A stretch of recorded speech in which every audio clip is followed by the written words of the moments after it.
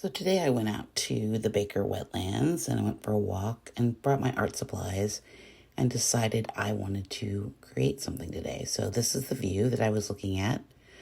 I brought my sketchbook, my Derwent Line and Wash kit, and I added a few colors in there as well. The raw umber, or the liquid umber, the liquid chalk, and a few other paints that I like. I also brought some pencils with me, of course my paintbrush. I brought some of these Derwent chroma pencils that I thought might be fun to play with. Of course, I brought, I did bring some Tombow markers, which those are fun to play with. And also brought some of my palette knife and some Caran, of course, because we can't go without Caran. So I started off with the, this is a Graphite Tint pencil in the cool gray, and I just did a light sketch. This video is sped up a little bit, like double time, so it moves a little fast. Just making some lines and marks through here to kind of indicate the landscape. I'm not trying to be representational. As you all know, I'm an abstract artist, so we're just kind of making some impressions right here just to start filling up this page. I'm going to start adding in some sky. This is the cerulean blue that I'm using here. It was a pretty bright day, so I tried to find a spot that I could film that was in shadow, because I didn't want harsh lines. It's not the best video, my apologies, but here I'm going in with a little bit of gray-green color to kind of make the trees in the background, so the impressions of that, adding some of this down to the bottom so that we have a little bit of sunflower greens. I know it's hard to see. Yeah, we have to work on our outdoor filming. So now I'm coming in with a darker green. This is, I do believe, a green, one of the greens in there mixed with the raw or the liquid umber, which I love so much, and just using the sides of my brush to make impressions. And this part, I'm coming in with the white crayon to make some resist through here, to add some textures to it. And then I'm going to add in a little bit of this light blue color because there was a lake out there and I kind of wanted to make an impression of that as well.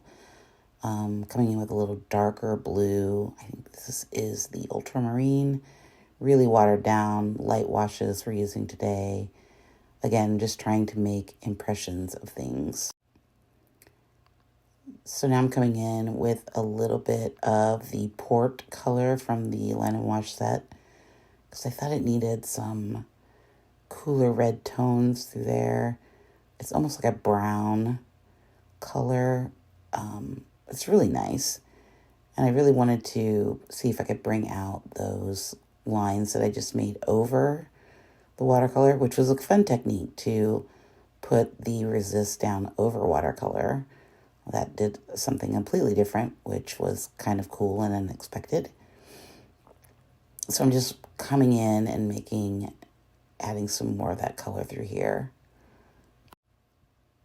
Here I am adding in more of that liquid umber. I'm trying to be very loose. I'm trying to stay loose and not be completely representational here. At some point, I just quit looking at what I was painting and just started making marks based on what I had already made. So yeah, pretty fun. You can kind of see the resist coming through a little bit there with this darker color, and I was really happy with the way that I built up these these thin washes. Now I'm coming in with a darker green to kind of emphasize that tree line in the back there, and there's a little bit of a hill, so I kind of wanted to bring in some darker colors there at the top. Probably could have gone a little darker with these, but again, I was being a little cautious, trying to build up washes and create something a little different than what I normally do. Coming in with some yellow because there were a bunch of sunflowers around in this field. I really wanted to bring in that yellow without it being sunflowery. So this is a yellow that I mixed with the liquid chalk at first. And here I'm just dotting in some little pieces of that to kind of imply the wildflowers that were blooming. I think they're actually black-eyed Susans. I don't think they're sunflowers.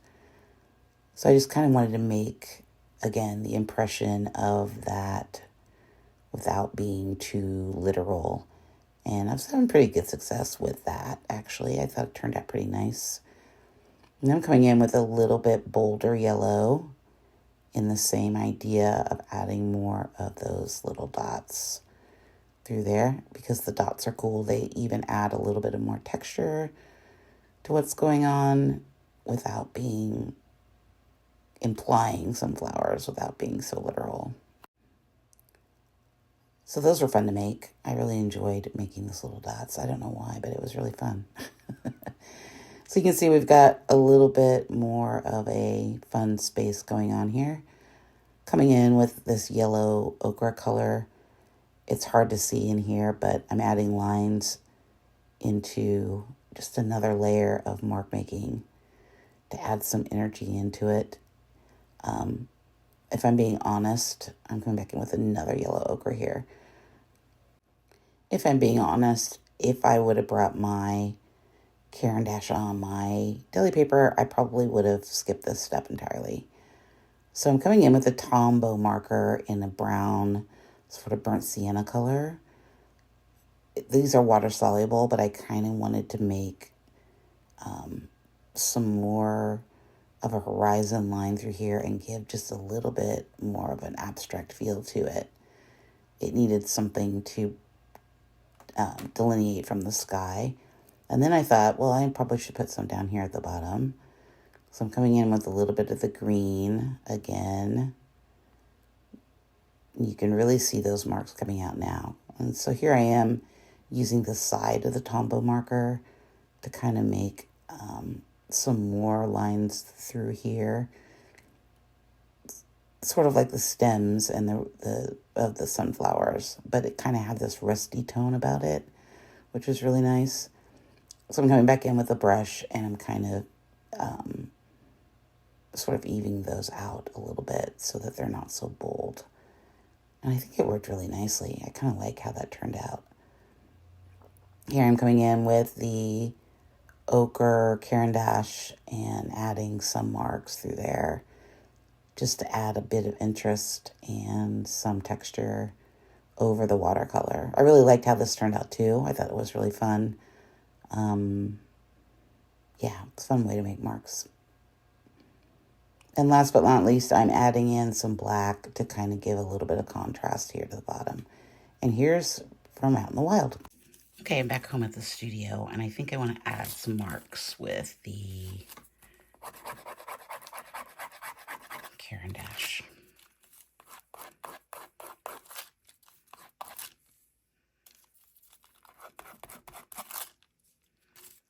I think that works much better. Probably should have taken this with me, but I wasn't thinking.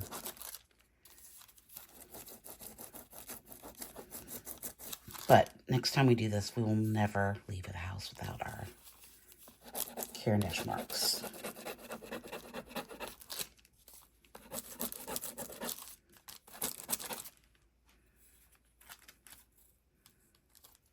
I'm going to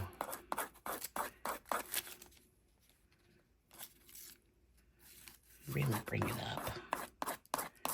I'm going to make that foreground pop.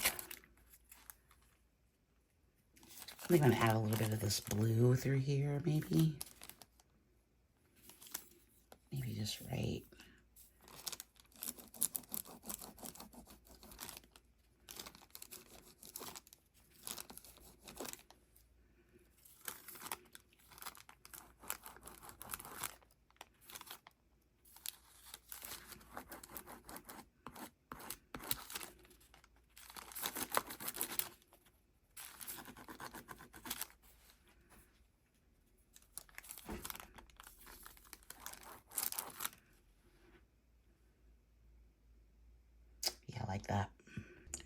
Okay, so this is what I did. It was really fun being outside doing some work. So I like these marks through here. I think the clouds came out nice. I think the sky was nice. I kind of did it a little haphazardly. I like the little dots that we made for the sort of imply the sunflowers that were out there. I like the resist through here. I think that really added something to it. Might need to be darker, I'm not sure. I love the lines, and the Caran dash over the watercolor right through here is nice. And I kind of like this watercolor marker that I added. I think that really added some fun elements to it.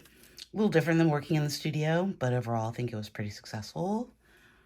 If you want more content like this, let me know. I'm happy to tape myself. I don't go outside very often to work, but it was really fun, so I think I'll do it again. Okay, thanks for watching, and I'll see you in the next one. Don't forget to like and subscribe.